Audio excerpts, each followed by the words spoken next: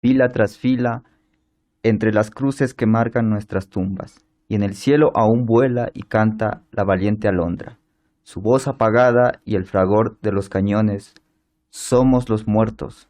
Hace pocos días vivíamos, cantábamos auroras, el rojo del crepúsculo, amábamos, éramos amados.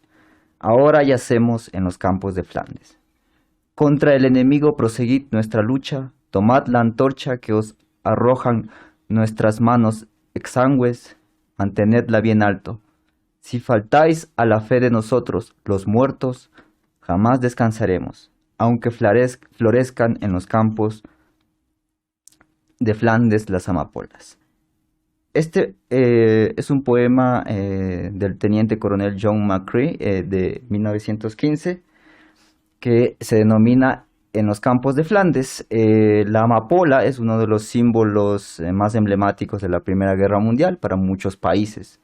Y hace poco fue el aniversario, de hecho, cuando mucha gente de estos países se pone en una escarapela de amapola en símbolo digamos, de los muertos de la Primera Guerra Mundial, los países que estuvieron involucrados, Francia, Inglaterra, etcétera. Bien, estamos en Tiempo Ahora, un nuevo episodio que se denomina La Primera Guerra Mundial, Innovación versus Horror. Nuevamente aquí presentándonos, mi nombre es René Apanta, Nati Maya y Brian Tite. ¿Cómo les va? Hola a todos, un gusto de nuevo encontrarnos en Tiempo Ahora. Hey. Bueno, solo para recordarles que estamos en Facebook Live, estamos también en Twitter, en Instagram, en Facebook pueden buscarnos por el nombre Tiempo Ahora, obviamente. Bien, primero aquí tenemos una especie de curiosidad sobre la guerra. Tenemos 3 cascos aquí al frente nuestro. Bien, vamos a presentar cada uno un casco. Voy a empezar yo. El casco que vemos aquí es el casco Adrián. Es el casco que se usó principalmente por Francia, llamado Adrián M15, y fue el casco principal que se usó por los franceses. Estaba hecho de acero y carbono y pesaba menos de 1 kilo. Este que tenemos aquí es un ejemplar de la infantería francesa, típico. El casco, de hecho, algunos analistas y expertos dicen que incluso es más seguro que el casco actual. No lo sé. Pero fue rápidamente adoptado en la guerra, no tanto para protegerse, digamos, de balas o esto, porque los cascos también no eran del todo seguros, pero se utilizaron principalmente porque en la guerra de las trincheras podían caer escombros, esquirlas de las bombas, etcétera. Brian. Bien, yo en cambio, enfrente y ahora en mi mano, tengo un casco diseñado por John Brodie, que justamente lleva su nombre, el casco Brodie, y que fue utilizado por los soldados ingleses, así como por los países de la Commonwealth que se unieron a la guerra, tales como Canadá y Australia, y además por los estadounidenses. Quizás lo más notorio de este casco es su simplicidad, ya que es elaborado de una sola pieza de acero redonda que le da su forma característica. Tal vez si tienen tiempo pueden verlo en una película francesa del director Philippe de Brocan titulada El Rey de Corazones, en la cual podrán ver a nuestro protagonista, que es escocés, justamente utilizando un casco de este estilo. Y Nati, ¿tú qué casco tienes? Yo tengo el casco Pickelhaube. Fue un típico casco prusiano utilizado al principio de la Primera Guerra Mundial por los soldados del Imperio Alemán. La característica de este casco es la punta que tiene en la parte superior y que es en realidad decorativa. Este casco se hizo muy famoso y ha tenido réplicas en Latinoamérica, incluso Chile, Bolivia, Ecuador y Venezuela. En plena guerra fue reemplazado por el Stahlhelm, que es el casco de acero, típico del ejército alemán también, que se llevó hasta la Segunda Guerra. Un dato curioso es que la forma de este casco fue la base para el diseño del personaje de Darth Vader de Star Wars, para quienes lo hayan notado. Entonces, seguimos adelante con una breve introducción y presentación de antecedentes. Antes de ya dedicarnos al análisis de lleno de la Primera Guerra. Para esto yo he preparado una pequeña reflexión en torno a las causas de la Primera Guerra Mundial. Bueno, pues para empezar, la Primera Guerra da inicio al siglo XX, como lo habíamos conversado en el capítulo anterior, pero también da inicio al primer periodo de este siglo, que comprende 31 años hasta la finalización, desde el inicio de la Primera Guerra Mundial hasta la finalización de la Segunda Guerra Mundial. Arranca en Serbia el 28 de julio de 1914 y finaliza con la explosión de la primera bomba nuclear, este largo periodo, ¿no? Hablas de las dos del guerras. primer, sí, exacto, del primer periodo de catástrofes que propone Sí. Hobsbawm. Para él es fundamental entender que este siglo no puede disociarse de la guerra. O sea, la guerra es el gran motor del siglo. Bueno, para empezar ya de manera específica con la Primera Guerra Mundial, creo que es importante considerar algunos elementos. Están por un lado las alianzas que desembocaron en la guerra. Conocemos a la Triple Alianza, que estuvo conformada por Francia, Gran Bretaña y Rusia. Y por otro lado las potencias centrales, Alemania y el Imperio Austrohúngaro. Serbia y Bélgica toman también bandos en el conflicto como consecuencia del ataque del Imperio de Serbia contra el Imperio Austrohúngaro. Posteriormente, Turquía y Bulgaria también se juntan a las potencias centrales. Y en el otro bando se buscan las alianzas de Italia, Grecia, Rumania y Portugal a través de distintos mecanismos e incluso, digamos, mecanismos económicos. Los últimos países en intervenir que provienen de ultramar son Japón, que se interesa por las posiciones alemanas del Extremo Oriente y del Pacífico Occidental, y posteriormente los Estados Unidos, que entran a la guerra en 1917. Hay diferentes teorías de las razones que motivan esta guerra. El hecho que detona esta guerra es el asesinato de Francisco Fernando en Sarajevo. Sin embargo, hay un acumulado del periodo imperialista previo, en el que las potencias más importantes de Europa se reparten, digamos, la explotación tanto de trabajo como de los recursos naturales y geográfica del resto del mundo. En ese sentido, existía una inconformidad por parte de Alemania en torno al reparto colonial y se plantea apoderarse de ciertos territorios belgas, especialmente el Congo belga, ¿no? Aunque Gran Bretaña estaba dispuesta a ceder el Congo belga, parte de la élite inglesa prefirió alinearse en la Triple Entente. Para ello es muy interesante considerar que esta es una de las primeras guerras que tiene un carácter realmente mundial, ya que prácticamente todos los estados independientes del mundo se involucraron en el conflicto, tanto voluntaria como involuntariamente. Las repúblicas de América Latina tampoco estuvieron por fuera del conflicto, pero su participación fue nominal y especialmente discursiva. Yo, bueno, lo voy a adelantar un poco más adelante, Nati, y justamente quiero retomar algunas de las cosas que tú señalaste. La primera de esas es justamente que de nuevo tú nos sitúas en lo que habíamos hablado del programa anterior, es decir, en qué eras debemos situar la Primera Guerra Mundial, y me parece importante lo que tú precisabas. Es decir, por un lado, que la Primera Guerra Mundial inaugura este periodo del corto siglo XX que Hobsbawm denomina la era de las catástrofes. La era de las catástrofes, este periodo de catástrofes que va justamente entre la Primera y la Segunda Guerra Mundial. Eso es lo primero. Y lo segundo, que esta misma Primera Guerra Mundial no puede ser entendida sino justamente como la culminación de una serie de tendencias, de fenómenos que se vinieron desarrollando en el periodo anterior, es decir, en la era del imperio, en aquella era del largo siglo XIX, en la cual justamente lo que tenemos son fenómenos tales como el desarrollo de los nacionalismos en Europa, el imperialismo, es decir, una forma de dominio colonial que tenía sus especificidades y que era distinta de las formas de dominio colonial que habían existido en los siglos anteriores, y por otro lado justamente el triunfo del capitalismo y su expansión a lo largo del mundo. Entonces, todos estos tres factores deben ser tomados en cuenta justamente para entender el desarrollo de la Primera Guerra Mundial, y como tú lo señalabas. Yo quisiera añadir simplemente que se ha discutido en los últimos años por los historiadores, en realidad, como lo señaló Nati, la Primera Guerra Mundial representa una guerra global, pero se ha discutido.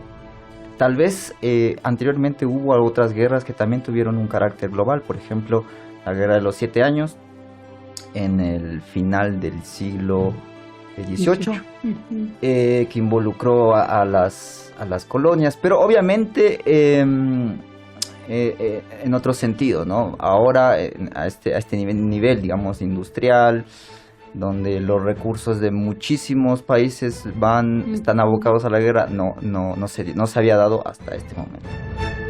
Sí, retomo el tema de los nacionalismos en Europa un poco para dar continuidad al detalle del acontecimiento que detona la Primera Guerra Mundial.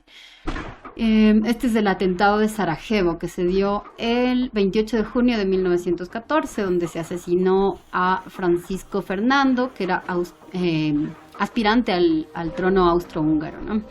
El asesino de Francisco Fernando fue Gavrilo Princip, que tuvo la capacidad de dispararle a 1,5 metros de distancia, y tanto su esposa como él fallecen prácticamente enseguida. El éxito de Princip es muy curioso porque llega después de 3 intentos fallidos de otros 3 conspiradores.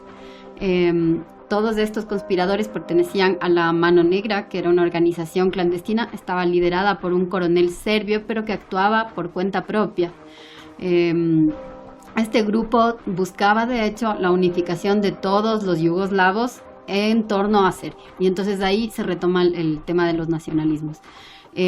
Lo que buscaba esta organización era que se construyera un gran estado yugoslavo que debía estar, digamos, de manera predestinada a ser Serbia.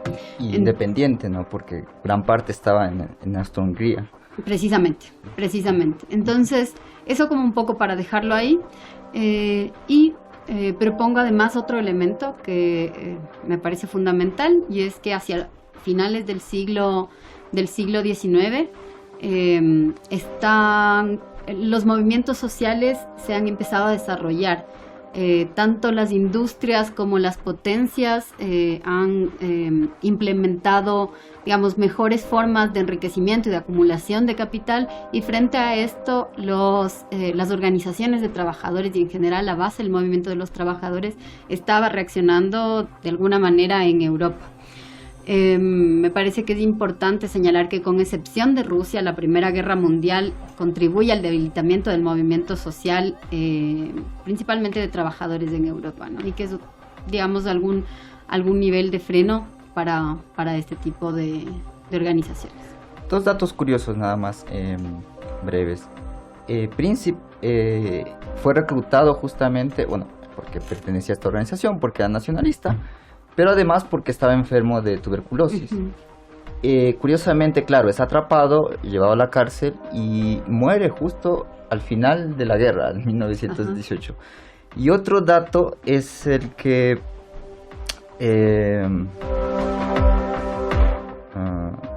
respecto a los movimientos sociales, se me fue. No lo tenía. Bueno, si lo recuerdo lo voy a mencionar. Retomando los temas, no pretendemos en este programa ser expertos de la Primera Guerra Mundial. De hecho, se podría nos podíamos demorar toda la temporada en solo hablar sobre esto. De hecho, hay programas especiales que solo hablan, digamos, de la Primera Guerra Mundial o de la Segunda, incluso de periodos muy específicos de los mismos.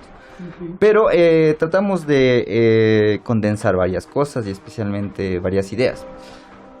Como lo hemos denominado, el programa se llama Innovación versus Terror. Entonces lo que podemos ver básicamente en esta guerra es una guerra de dimensiones industriales. Vamos a hablar de principalmente las innovaciones como las armas. En primer lugar, el carro blindado, que ya había sido, digamos, concebido hace siglos. Por ejemplo, hay un diseño de Leonardo da Vinci, de hecho, que había concebido ya una especie de carro blindado para protegerse de las armas de fuego. No fue sino hasta la Primera Guerra Mundial que hizo su aparición. Así, por ejemplo, el Mark I, el tanque inglés, fue lanzado por los ingleses en el campo de batalla de Cambrai en 1917, lo cual causó conmoción de inmediato entre los alemanes, aunque no fue lo suficientemente rápido y no se utilizó de una forma masiva, es decir, no se utilizó tantos tanques como para lograr cambiar el curso de la guerra y traspasar las líneas enemigas, que era el principal objetivo. ¿Qué más? Hablamos también del uso por primera vez de armas químicas a gran escala, como el cloro, o el infame gas mostaza, que creaba pavor entre los soldados y entre sus víctimas. Por ejemplo, se puede contar al propio Hitler, que quedó temporalmente ciego al final de la guerra. Él había participado en esta y había logrado el rango de cabo, de hecho. Y la Cruz de Hierro por valentía, que era como la distinción principal del ejército alemán. Por otro lado, el mejoramiento de la artillería fue fundamental.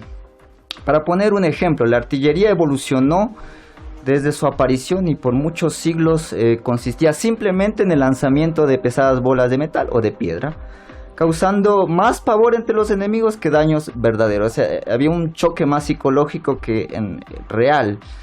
Y así se pueden ver justamente en los campos de batalla, por ejemplo en la película El Patriota de Mel Gibson, que la artillería pues cae en una masa de soldados, algunos mueren, la mayoría no, pero causa un impacto tremendo psicológicamente. Para la Primera Guerra Mundial, la artillería había evolucionado sustancialmente, volviéndose más precisa y mortal. Evolución que ya se percibió, digamos, en guerras anteriores como la Guerra de Secesión norteamericana. ¿Qué más? El papel de las armas de fuego también fue fundamental en esta masacre, que evolucionaron, digamos, las armas de fuego evolucionaron desde cargarse de la boca del cañón, por ejemplo, al igual que los cañones, que también tenían la misma función, es decir, cargar una bala pequeña, una bola en el cañón, poner una bolsa de pólvora y luego accionar el sistema, lo cual era bastante aparatoso, tenía muchas fallas, a veces no funcionaba, si se mojaba el arma ya no funcionaba, pero con las armas de retrocarga, que ya en la guerra están como masivamente disponibles, se puede disparar 5 hasta 10 veces más rápido que una de estos fusiles antiguos. Nuevamente, tomando el ejemplo como el Patriota, uno puede ver que la utilización de armas de fuego dependía del enfrentamiento de grandes masas de soldados que literalmente se disparaban a quemarropa a una distancia de 50 metros. Entonces, por eso podemos ver en las películas, por ejemplo, sobre esta época, Napoleón o la Revolución Francesa, que dos masas de soldados se acercan y se disparan hasta que uno de los dos se rinde, ¿no? Entonces básicamente esa era la técnica, y que en realidad las películas muchas veces exageran. No era tan mortal como se suele pensar. Solo 1/3 de los soldados sufría algún tipo de herida y muchos menos morían. Muchos más morían por otro tipo de causas como enfermedades, epidemias, etc. Las armas de retrocarga proporcionaban precisión y una mortandad nunca antes vista. Y por otro lado están las armas de repetición, es decir, hablamos de las ametralladoras. que constituye una característica de esta guerra. Si bien al principio de la guerra un batallón que consta de 1000 soldados contaba con solo un ejemplar, al final ya había docenas de ametralladoras y que convertían a los campos de batalla en verdaderas carnicerías. Por otro lado, una de las armas que aparece en esta guerra es la aviación de guerra. Constituye uno de los ejemplos más interesantes, pues su evolución fue verdaderamente frenética. Si al iniciar la guerra se concibió su uso como apoyo en la observación y logística, es decir, para espiar el campo enemigo, ver dónde estaban las tropas, al final de la guerra se desarrollaron incluso los bombarderos. La evolución fue tal que al principio los bandos luchaban, los aviadores luchaban con simples pistolas, lo cual nos parecería un poco caricaturesco en estos días, es decir, el enfrentamiento de dos aviadores a punta de pistola con el salvaje oeste. Hablando de caricaturesco, justamente retomando el tema de la animación y de las caricaturas, hay también una caricatura de los Looney Tunes del 64 que es Down Patrol, que se basa justamente en esa premisa de cómo funcionaban las ametralladoras de los aviones en la Primera Guerra Mundial, y es justamente lo que tú señalabas, ese aspecto que nos parece caricaturesco, el que da fuente al humor de ese corte, en el cual podemos ver a Bugs Bunny y Sam en situaciones muy peculiares en aviones de guerra. Así que sí. Sí, pero la evolución fue tan frenética que no era ni siquiera años lo que se tardaba, digamos, en evolucionar, y al avanzar los meses se incorporó ametralladoras como tales ya en los aviones. Al principio no se podía disparar en todos los ángulos, y especialmente al frente, porque si se disparaba al frente se podría chocar contra las hélices y el propio avión se hacía pedazos, ¿no? Pero los alemanes descubrieron una forma de disparar a través de las hélices, lo cual fue una novedad que por mucho tiempo les dio la supremacía, hasta que los otros bandos también lograron lo mismo. Hay un documental muy interesante sobre esta evolución que se llama Sangre en el aire, que si lo pueden ver está en YouTube disponible, o en producciones cinematográficas como El Barón Rojo, que es un personaje bastante legendario de esta guerra, o en la película Fly Boys norteamericana sobre los aviadores norteamericanos que participaron en esta guerra. ¿Qué decir de la utilización masiva de submarinos? Los submarinos igualmente ya habían aparecido en el siglo XIX, por ejemplo en la misma guerra de la secesión norteamericana. Incluso hay un guayaquileño, José Raimundo Rodríguez, que inventó un submarino en Ecuador denominado Hipopótamo. Se dice que es el primer submarino inventado en Latinoamérica. En la Primera Guerra Mundial el papel del submarino fue utilizado como una arma disuasoria, más que como una arma como tal en la guerra naval, por los alemanes, principalmente para hundir barcos mercantes y así ahogar la economía inglesa. Y lo vamos a ver también que eso va a jugar un rol en un país latinoamericano, muy en particular Brasil, solo como adelanto. Bien, y Inglaterra, como sabemos, es una isla y depende de las importaciones extranjeras, entonces era una forma de combatir la guerra total. Ahora bien, la información y la logística también avanzó muchísimo. Apareció la fotografía aérea, por ejemplo, para espiar al enemigo, ver la ubicación de las trincheras, de las armas, del ejército, de la artillería, etc. Y de hecho el avión fue concebido para este objetivo principalmente. Uno de los más afamados aviadores que participó en estas labores fue Hermann Göring, que en la Segunda Guerra Mundial sería, el segundo hombre después de Hitler. Por otro lado, la utilización de las líneas telefónicas también fueron importantes, de los trenes para el transporte masivo de tropas y de municiones. También la utilización de vehículos ya motorizados, camiones, carros, etc. Por otro lado, como vemos, es una guerra de nivel industrial, entonces la industria del abastecimiento hacía que se produzcan masivamente uniformes, máscaras de gas, municiones, suplementos médicos, A pesar de aquello, uno puede ver que se sacrificaron muchos animales de carga, por ejemplo los caballos, que se puede observar en uno de los más afamados libros de la Primera Guerra Mundial y también una adaptación al cine por Steven Spielberg, Caballo de Guerra. En fin, que vemos la aparición de esta guerra total, es decir, la idea de enfocar todos los recursos humanos, industriales, materiales en la guerra y así prolongar la guerra y lograr el agotamiento del enemigo. ¿Qué pasa frente a estos avances? La contradicción es el horror que se vive en la guerra.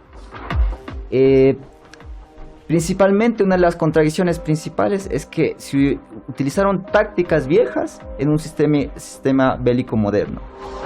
Y esto se puede analizar en muchos aspectos, incluso en los uniformes. Digamos, por ejemplo, al inicio de la guerra, el uniforme del ejército francés, con sus vistosos pantalones rojos, eran tan ineficaces, tan incómodos y anticuados que fueron cambiados rápidamente por uniformes más acordes digamos, a cuestiones como el camuflaje o cosas así que en la guerra moderna, digamos, son fundamentales. El horror de las trincheras tan pronto iniciada la guerra se abocó a una guerra estática y de agotamiento. La carnicería de las avanzadas con ningún resultado y con grandes pérdidas humanas. En los casos de las batallas de Verdún, del Somme o de Galípoli, uno puede ver claramente esto. Podemos ver la imagen de oficiales orgullosos y quemiportistas ordenando una y otra vez cargas masivas de la infantería para romper las trincheras y con escasos resultados, con verdaderas masacres, por ejemplo en la afamada película de Paths of Glory o Senderos de Gloria de Stanley Kubrick. O La Patrulla Infernal, también ese es otro título que se leyó. Que se ve justamente en una escena, se ve a dos oficiales franceses ordenando una carga como si no les importara nada la vida de millones de cientos de miles de personas que iban a morir.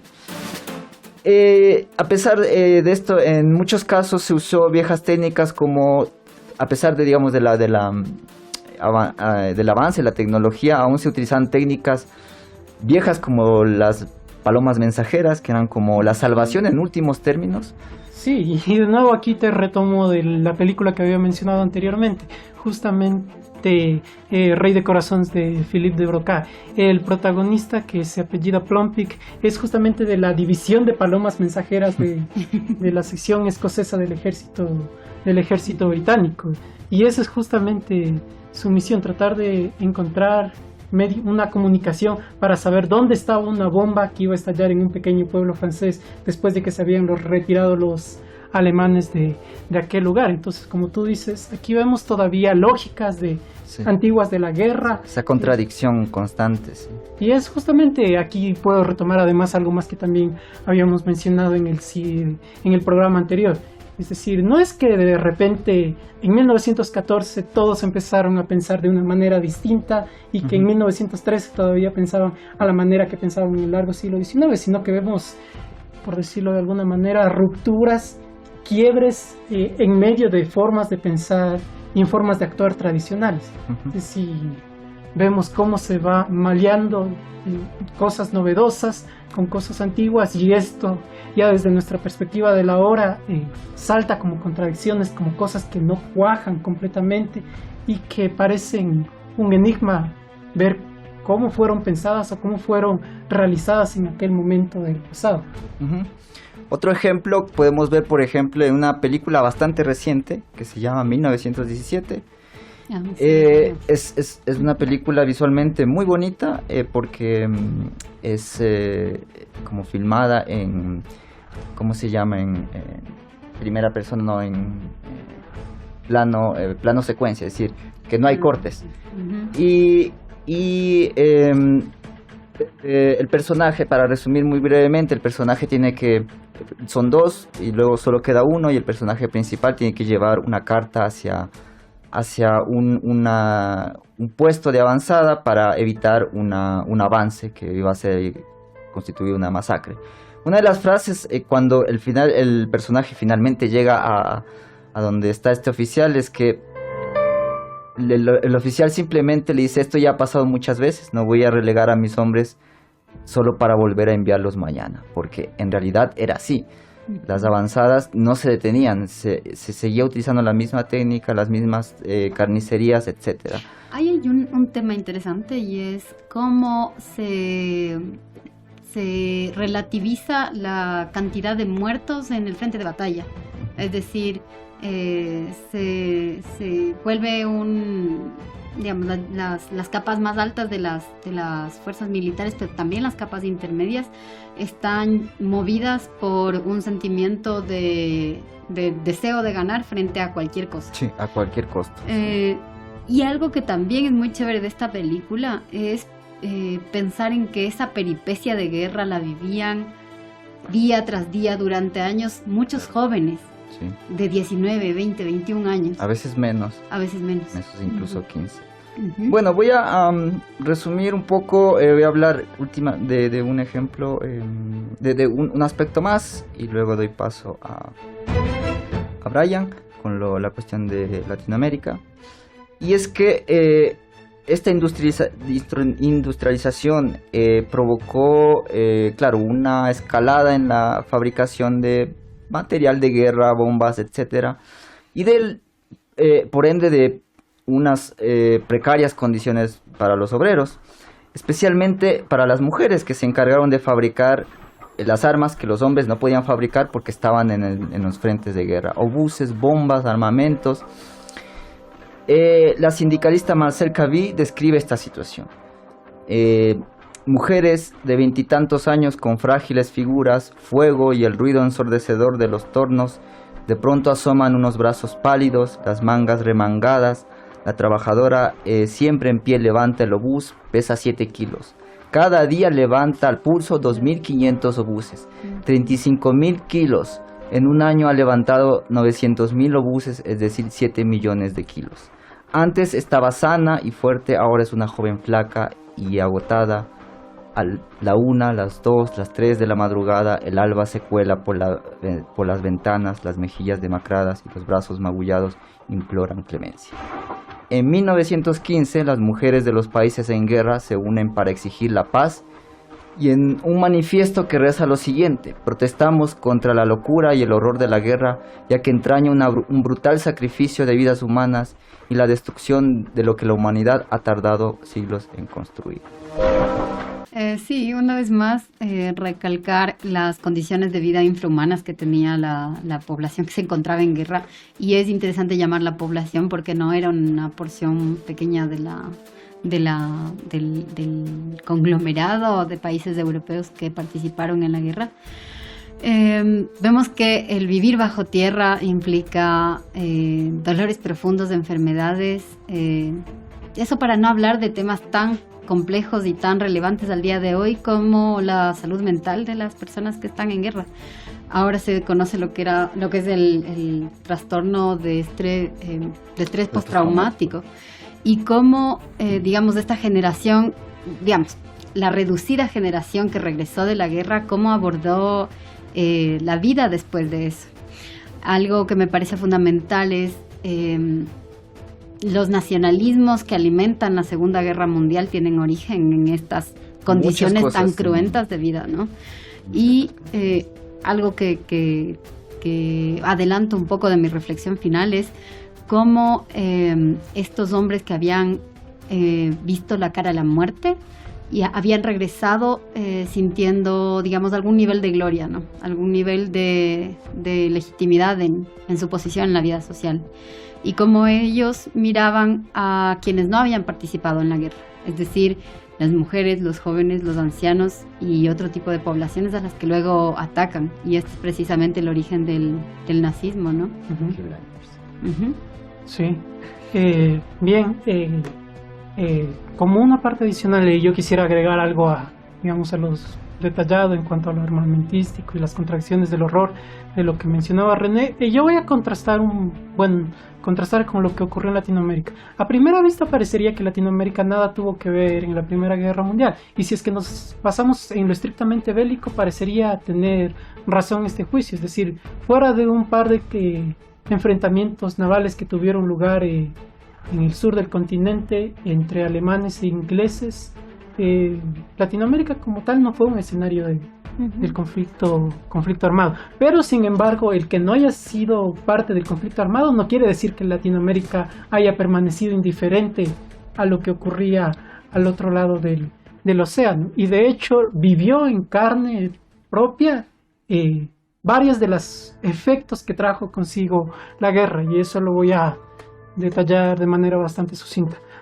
Lo primero que deberíamos señalar es que al inicio de la guerra, Latinoamérica en su totalidad permaneció neutral al conflicto, es decir, que no adoptó postura ni por el bando de los aliados ni por el triple eje. Y esto se explica por tres razones principales. La primera, porque todavía predominaba la creencia y la antigua lógica de la guerra, es decir, que iba a ser un conflicto breve, con que se iba a resolver, digámoslo, de manera concisa. Nadie se imaginaba en aquel entonces que iban a ser 4 años de la guerra continua y con todos, digamos, las contradicciones y todos los espectáculos de horror que ya lo detalló René. Lo segundo también es las consideraciones económicas, es decir, en aquel momento no había razón para ingresar a la guerra. Y las razones para no ingresar eran un poco distintas en Latinoamérica. En las partes más bajo la zona de influencia estadounidense, es decir, México y Centroamérica, claramente no les preocupaba porque su principal mercado, tanto para exportaciones como para importaciones, eran los Estados Unidos, que hasta 1917 no tomaron parte en el conflicto, entonces no tenían ninguna razón de peso para querer involucrarse en la guerra. Y en el caso de Sudamérica, las razones por las cuales no quiso involucrarse también tenían que ver justamente con la economía, de otra manera. Es decir, ellos justamente su principal país de socios de importaciones y exportaciones era el Reino Unido y en menor medida Alemania. Entonces no veían conveniente, digámoslo, o necesario tomar parte por un bando cuando, digámoslo, sus condiciones de exportación e importación se verían bastante limitadas a tomar una decisión por uno u otro bando. Y por último, una razón que puede saltar a la vista, puede no resultar demasiado obvia a primera vista, que recordemos que en aquel momento, es decir, inicios del siglo XX, países como Brasil, como Argentina, como Chile, como Uruguay, tenían un gran porcentaje de población migrante. Y era una población migrante que desde el punto de vista de las élites no se había integrado totalmente a la nación, es decir, todavía eran vistos como suerte de extranjeros. Entonces era también bastante delicado tomar postura por uno de los bandos de la guerra, con la posibilidad de alienar a poblaciones migrantes que provenían de los países del otro bando de la guerra. Entonces tenemos esas realidades que marcaron el primer momento de la neutralidad de la guerra. Pero esta neutralidad, y ya lo he mencionado con los migrantes, justamente contrasta con la actitud de interés que mostraron justamente estas poblaciones de migrantes europeos que se encontraban en Latinoamérica, las cuales mostraron interés e inclusive llegaron a involucrarse en los acontecimientos de la guerra de distintas maneras. Por ejemplo, las publicaciones de prensa en alemán y en Brasil, que tomaban una postura común, polos opuestos como los anticlericales o los protestantes, o inclusive grupos de migrantes italianos marchando en grandes urbes como por ejemplo Buenos Aires o Sao Paulo, o inclusive la creación de comités patrióticos. Aún más, inclusive ciertos sectores de intelectuales en un primer momento concebían que había un cierto sentido de la guerra. Por ejemplo, se me viene a la mente ahorita José Enrique Roó, que creo que sería un caso enigmático de cómo lo presentó.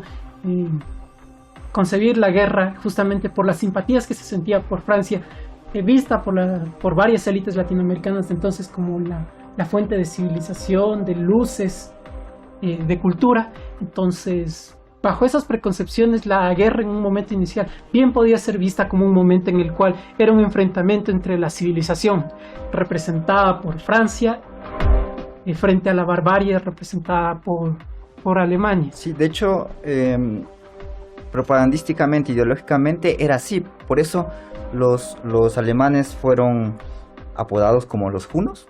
Sabemos que los hunos fue un pueblo asiático, bárbaros, literalmente, que invadió el imperio romano y casi que acaba con este. Entonces, pero al mismo tiempo ellos mismos se autoidentificaban así en un discurso de Hindenburg, que fue uno de los principales generales del bando alemán, se autoidentificó como los hunos, de hecho. Y claro, y versus digamos, la civilización francesa, que era como se trataba de posición.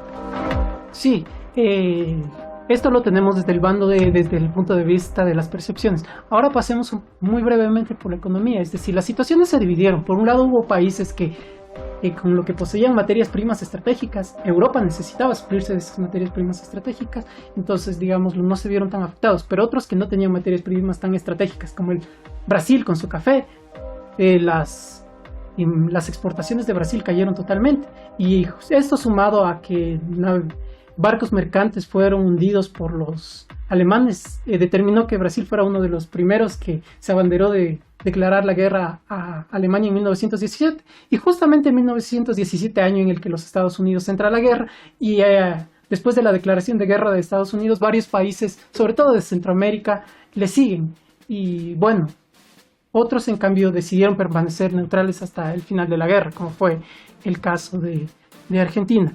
Y tan solo para cerrar, al final de la guerra, ya lo hemos visto, después del horror, de todo el absurdo que parecía lo que había ocurrido en la guerra, esto es algo breve pero importante que quisiera destacar.